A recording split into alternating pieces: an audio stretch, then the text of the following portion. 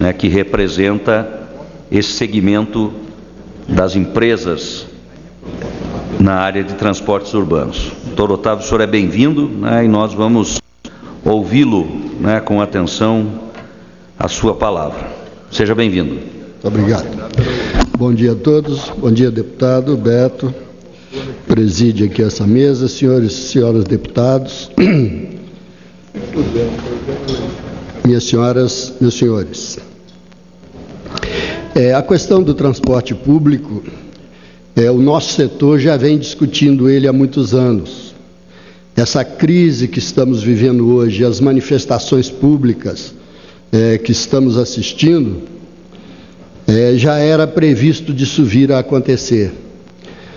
O prefeito João Paulo teve problemas seríssimos quando administrou a cidade com o transporte clandestino, que prejudicava muito a organização do serviço. Isso é um problema que já está disseminado em todo o país. Todas as questões estão vindo à baila agora, por força desses movimentos, acho que cria uma oportunidade de colocar na agenda do governo a discussão das políticas públicas de transporte. E a verdade é que o governo federal, que tem a competência constitucional de exatamente produzir e gerir as políticas públicas de transporte, esteve ausente durante muitos anos. Essa ausência até se explica na medida em que houve uma decisão de governo de priorizar o transporte individual em detrimento do transporte público. Nos anos 60, quando começou a indústria automobilística no Brasil, produzia-se 1.200 automóveis por ano e 2.200 ônibus. Em 2011, a indústria automobilística está produzindo 3,5 milhões de automóveis por ano e 40 mil ônibus. Desses 40 mil, apenas 20 mil ficam no Brasil e 20 mil são exportados. Da indústria automobilística, certamente esses 3,5 milhões permanecem aqui porque tem aqueles que são importados. E o que aconteceu com a mobilidade urbana no Brasil nesse período? Nos anos 60, 15% da população se deslocava no transporte individual e 85% no transporte público.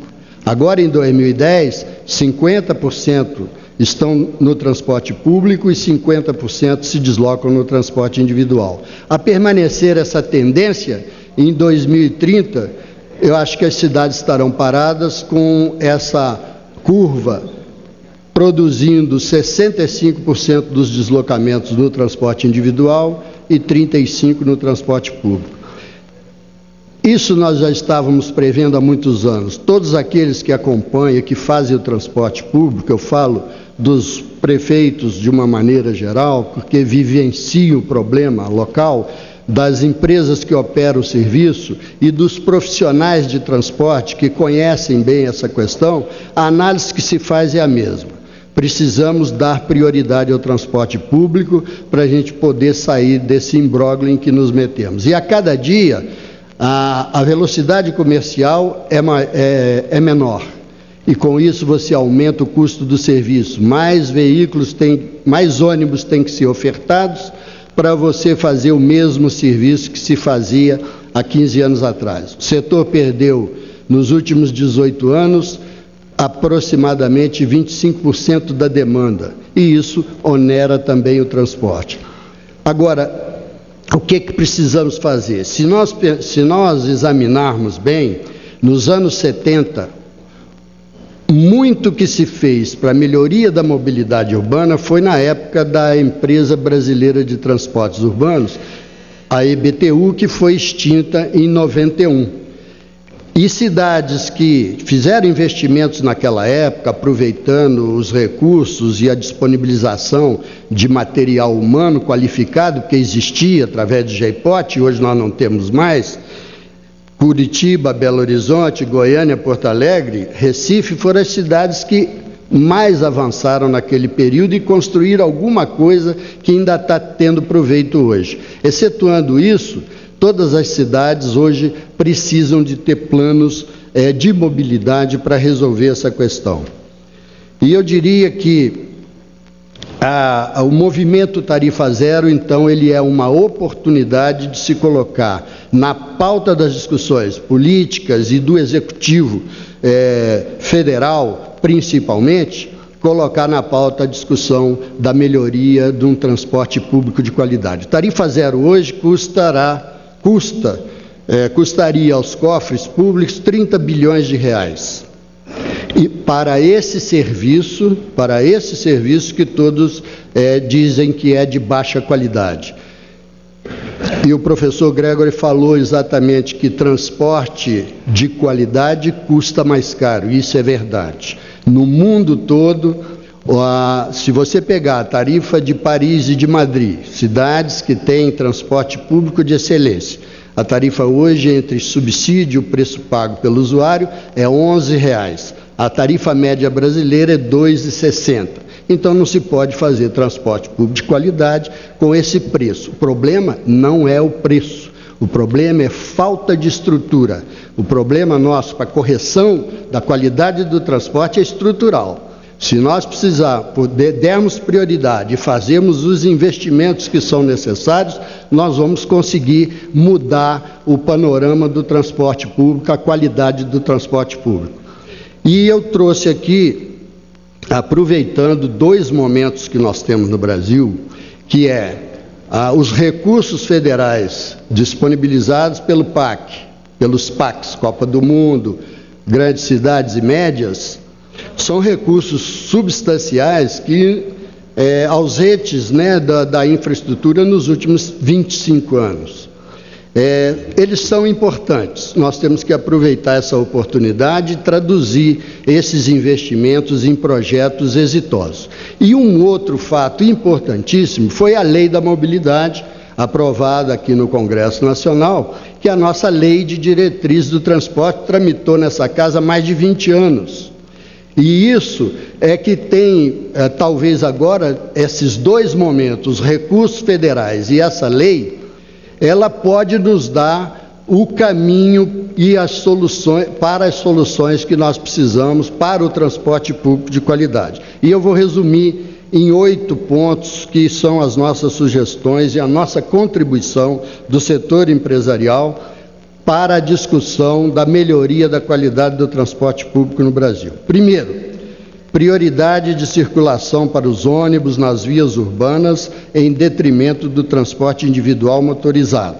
Segundo, que todos os municípios tenham um plano diretor e um plano de mobilidade construído com representantes da sociedade civil organizada. Terceiro, continuidade de investimentos federais, estaduais e municipais na infraestrutura urbana para os coletivos. 4, pelo investimento em redes de transporte modernas, integradas, multimodais, racionais e de alto desempenho, por uma política de mobilidade construída com a participação efetiva da sociedade, com representantes nos conselhos municipais de transporte, estabelecendo qual o nível do serviço de transporte público que se deseja oferecer a todos os cidadãos.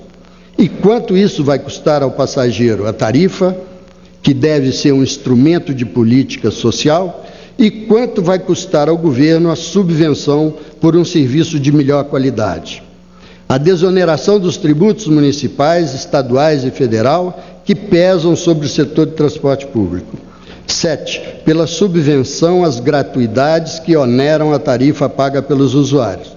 E, finalmente, pela subvenção ao serviço a ser pago através de um fundo com recursos dos combustíveis e distribuído proporcionalmente aos municípios. Muito do que está se falando aqui, de que a desoneração serve para o lucro do empresário, isso é uma falácia. Na medida que você desonera, você está reduzindo o custo da tarifa. Se toda a desoneração for utilizada para reduzir o preço da tarifa, você está transferindo esse benefício ao usuário. O problema é que a desoneração não resolve porque você continua atrelado ao preço da tarifa.